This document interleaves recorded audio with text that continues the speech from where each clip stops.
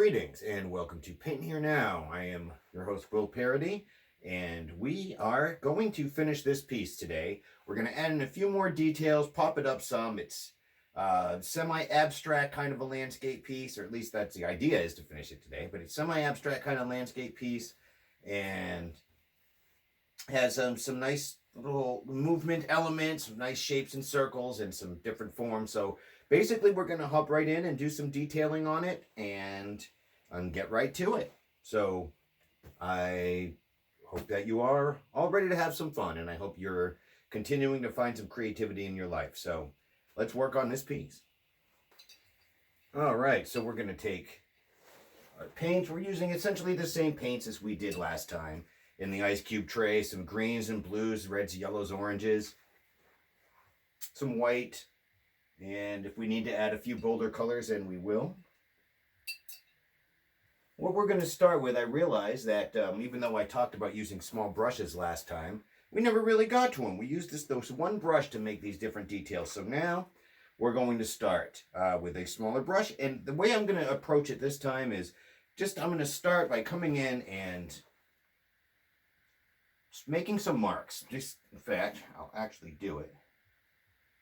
So I'm mixing just a little bit of green and some yellow together. It's actually kind of a fluorescent yellow, so it gives a little bit of a bolder mark. And I'm just going to do just a touch of water here. So acrylic paints that we're using, so they're water soluble, they dry pretty quick, they clean up quick, and water can help. You know, your paints are a little too thick, you can use a little water to stretch them out, thin them out, and you can see. So I might just start by making some marks with a smaller brush on some areas that seem awfully dark. This helps to bring a little bit of vibration and contrast to the piece.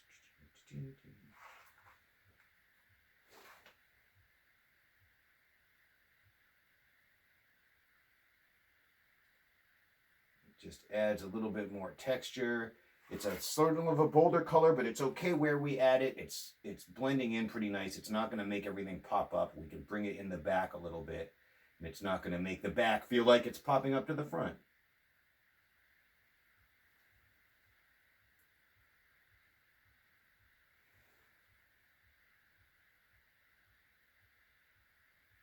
So I switched colors on us. So we're going to some darker green now. I'm keeping a little bit of that light green on my brush, and I'm blending it into some of this dark green. So it won't be quite as dark as it was.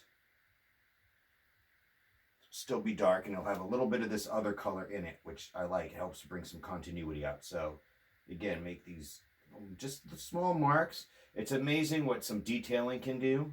Whoops. A little bit more water to this to help bring some life to a piece and bring up something like more of a foliage quality in cases, shadows on leaves, things like that.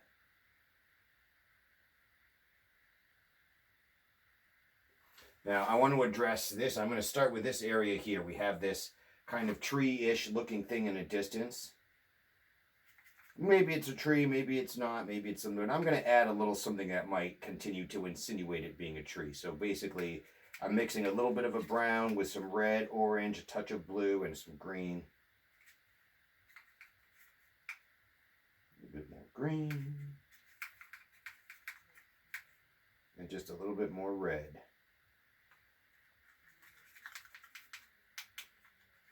And I'm going to bring in some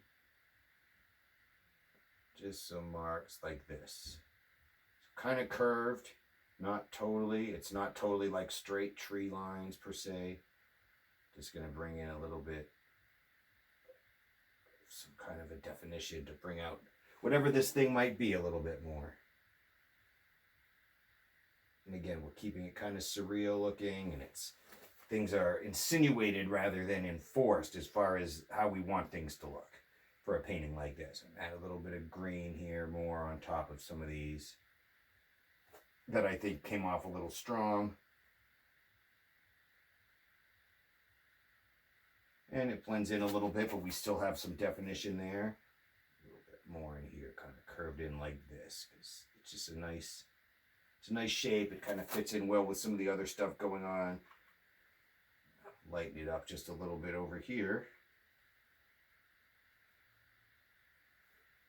Some nice, well, that's a good bright color. Not that bright. There we go. That's a little bit better. And just kind of add some stuff in at this point. To sort of fill in, you know, to give it a little bit more vibrance, a little bit more definition in some of the stuff over here. So we have this background is coming up a little bit. So hitting a lot of these white areas. Not that it's all about filling in the dots or, oh, gotta paint the white and gotta cover it all up. No, because sometimes having these white spots looks really cool and it can add to a piece. In this case, I am trying to get some of them not just covered, but more continuity with how everything's kind of flowing together.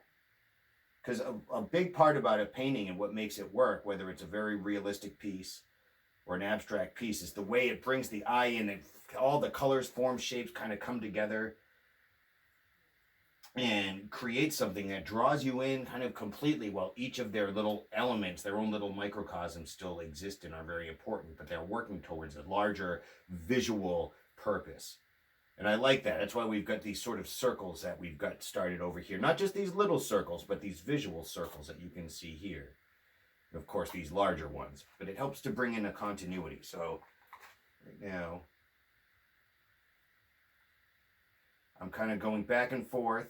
And it keeps it a little bit blended that way between a dark green and light green. Especially with some of these smaller strokes. Sometimes the strokes get a little bit bigger and the color's a little bit more distinct as we come up closer to the front, shall we say, of the piece. Might even add a little bit more texture.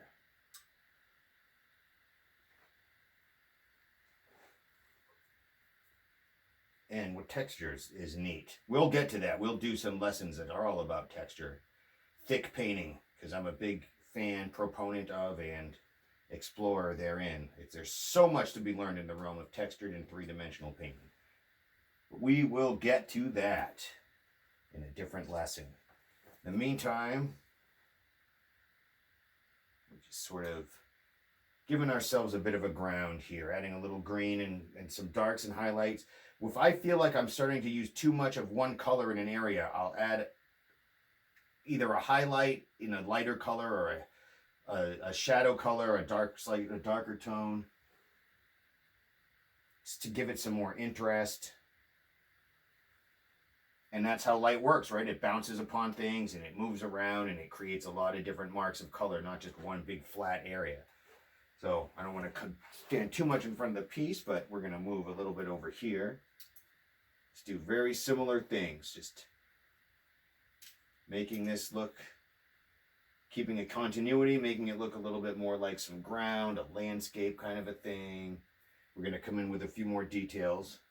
Some of these brighter greens up front here, big bolder, a little bit bolder kind of strokes.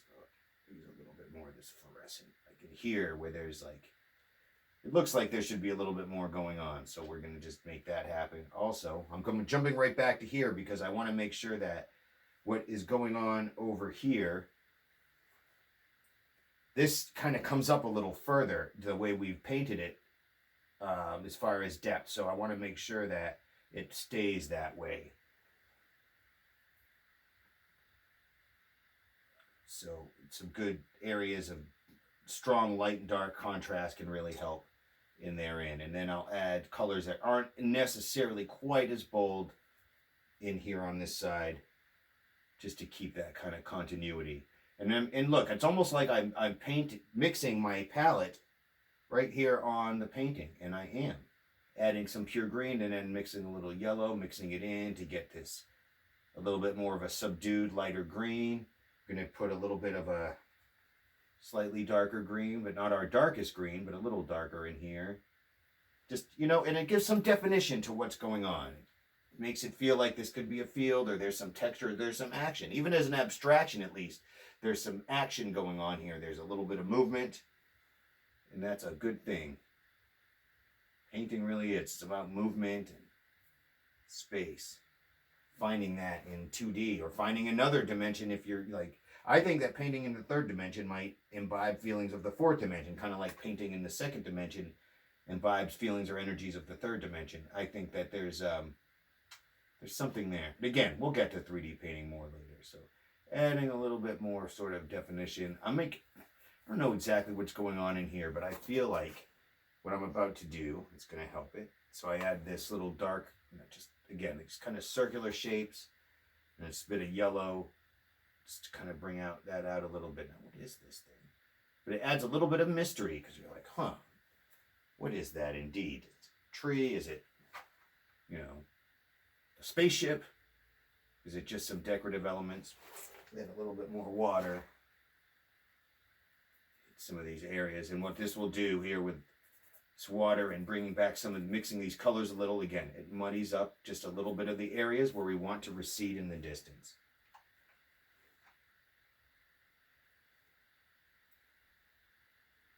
And just adding some little textural and color elements to bring out a little bit more vibrance in what we got going on. More contrast. So one thing that I've neglected to, my brushes strokes have gotten a little fat. It's a thinner, kind of a brush or a flatter edge. So I just gotta, on my palette, just flatten it out some with my paint. So it's got a nice straighter edge. And then I can do lines that are a little bit more slender or narrow rather than these sort of thick ones I've been making.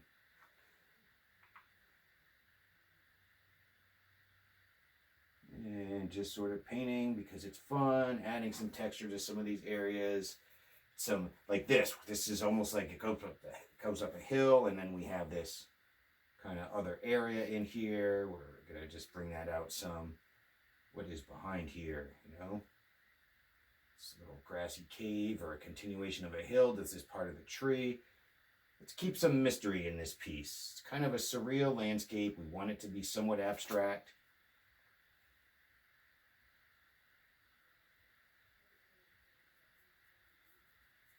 Sometimes it's just about following color patterns without it having to be of anything. Like these circles and these greens. So what I'm going to do, I'm going to clean my brush. I'm going to do a little bit more in the sky. Before we hit an even smaller brush, do some final detailing and call this good. Now, no matter what state the painting is in, it can always more or less be worked on some more.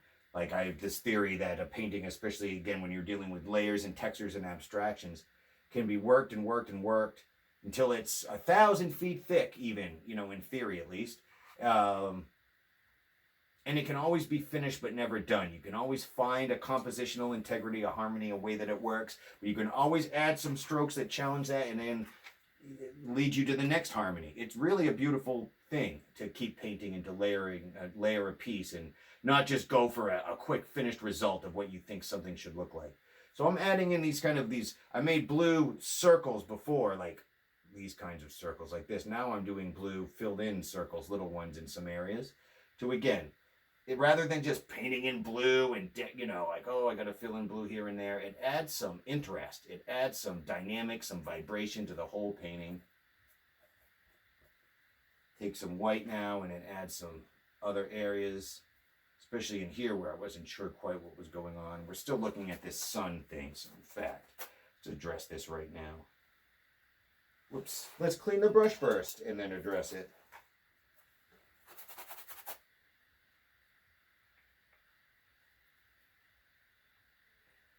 So, taking some pink and some orange.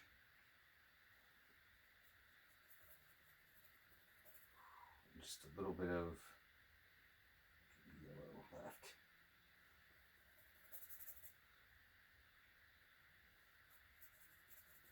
Filling this in a little bit. Not entirely covering the bottom color, because I want it to come through a little. And tone the darker color. Now we have something a little bit more interesting looking. And I'm going to continue this a little bit here, like a sun on the water might you know, like it's coming down from the land. And it reflects, and it's not just this big ball per se. I'm going to add some white, little white and blue, because there's this area where the sky is going to meet the water. I'm going to cover this sun thing just a little with what might be a little mist of clouds kind of coming through. They still have that orange vibration and a little bit of dark pink. Now that pink really picks things up, doesn't it? Because there's so little warmth in this. There's not a lot of those strong reds and stuff. So you add some pink. And now I want to bring out what might be a little bit more background land or something in here. Again, this wonderful pink. Mix a little bit more of a subdued color. Even going to grab some of these, little bit of my darker green and mix it with some of the lighter, so my shadows aren't too dark. And then we'll have this kind of this layer of distant trees here, or distant land, kind of faded, kind of affected a little bit by the pink and the sun, or what's going on back here. And you know, we can always change our mind. You know, this was a quick decision to make it like this. We can always add. Painting is always ready to be something else. It's beautiful. It's always painting. It's just adding a little bit of some highlight here. So, you know, anyways, we get that. And then we'll come in with a little bit of a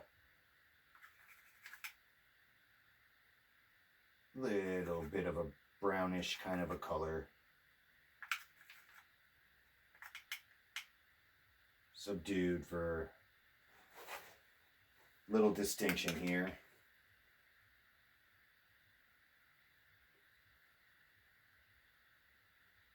Bring it up into the trees a little, make it look like it's part of them. Shadows and land a little bit. I'm going to add a little bit of white to that mix that I just made and just come up over the top a little bit more white. A little bit more white, a little bit more white.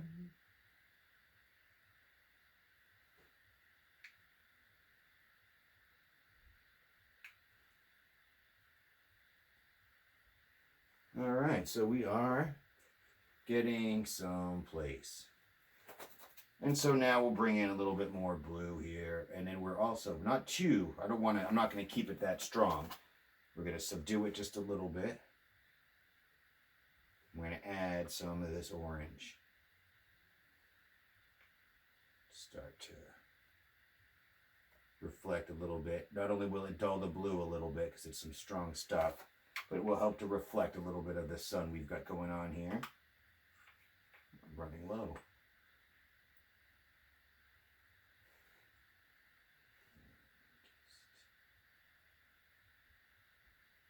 I want to keep my details a little bit more detail-y, I guess, in the front, just to indicate certain levels of depth. So add a little bit more of a few kind of bolder strokes. Oh yeah, that's nice. And then some nice blue, a little bit of a darker blue, just to bring out some distinction. I'm going to put a little back here. Pretty interesting active kind of water going on here. Abstract too. See how we kind of was making circles out of it? That's okay. The imagination flow can be anything. And should be. And it should be yours. It should not look anything like what I'm doing. Whatever you're painting should be distinctly yours.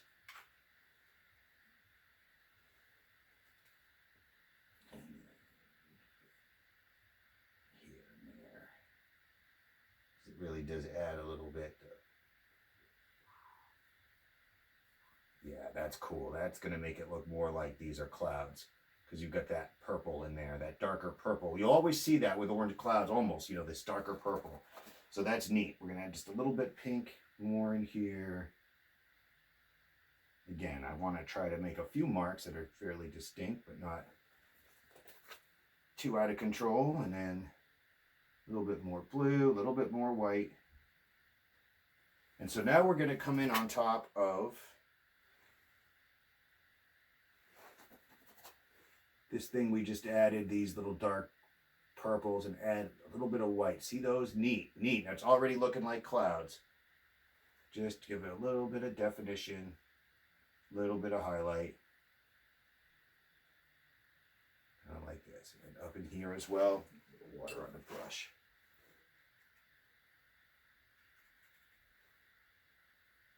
Distinction from what's going on. And then again, it's right for the sun, so it'll be a little bit bolder.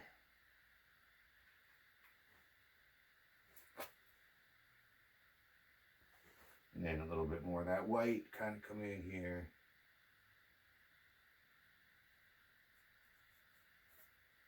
Just gonna get the idea of that, a little bit more cloud.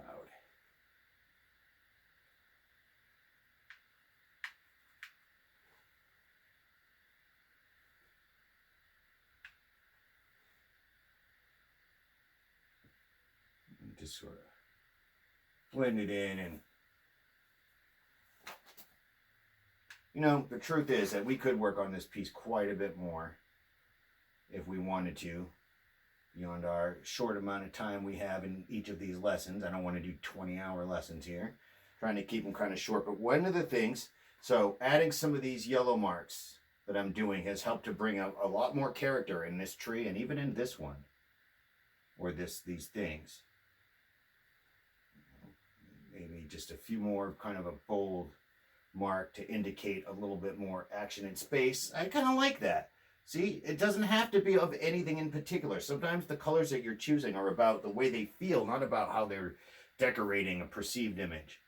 So we don't want to overdo it though. So let's call that pretty good. A little bit more dark kind of in here. First, a little bit more distinction.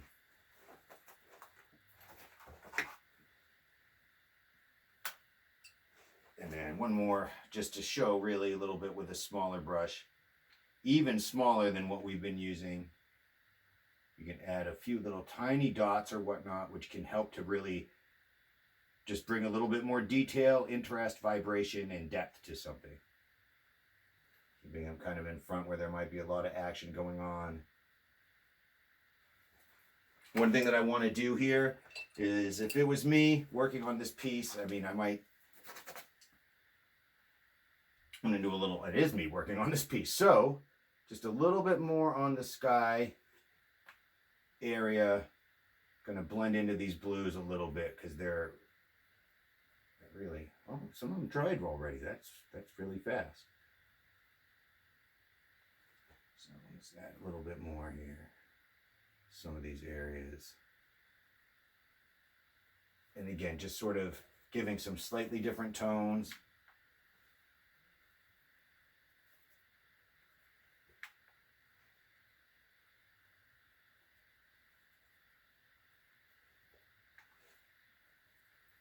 Covering some of our areas now. We've got our blue and our white are mixing it a little bit, and that's good. That's kind of what we want.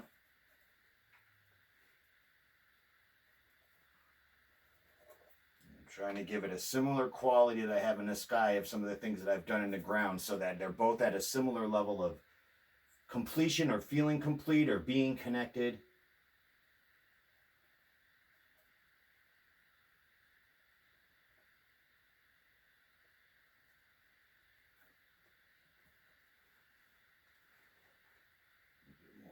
Distinct white in here. We're getting down there in paint. Sometimes that's how I indicate when I'm going to be done a piece, but usually I just get more paint. I like how you've got this strange orange and yellow and these marks, because they're sort of like, what are those? You know, they're different. They make a distinction from this being a normal landscape. Even those in here, although they could be more like flowers. In fact, so for that same cause, I'm going to add a few more kind of pinks. I don't know if I like that. That I like.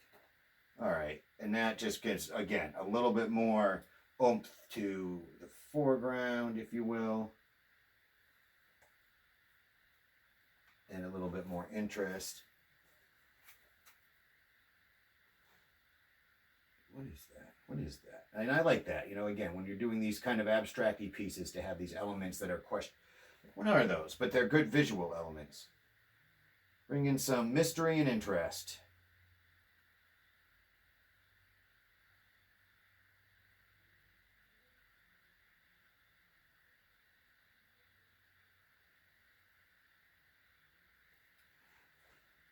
All right, adding a little bit more here where I've still got that pink and mud a little bit to these areas where it would naturally be a little bit more faded out.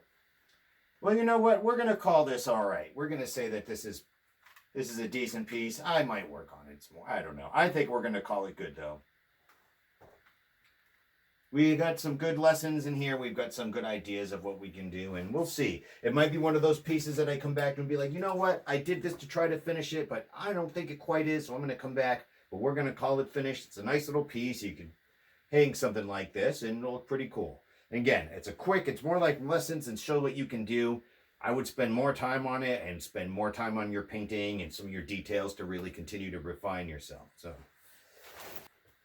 All right, so here we are. And you can see we've got a decent little piece here. We're going to call this a nice bit of a finished piece. We could go back and work on it some more, but as far as what we were trying to accomplish, to make it sort of connected and look like it's got a purpose and it's got some completion to it as well as some detail, try to do an abstract kind of a landscape, I think we did all right there. So this is a nice little example, a nice lesson of some of the things we can do. We can take it further. We can paint more. We can paint on this piece. We can paint on other pieces.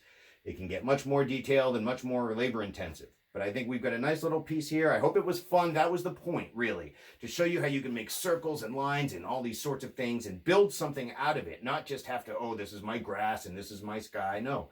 Let it be circles first. Let it just be painting. Have fun with it. And then find your subject and bring it out in whatever way you'd like.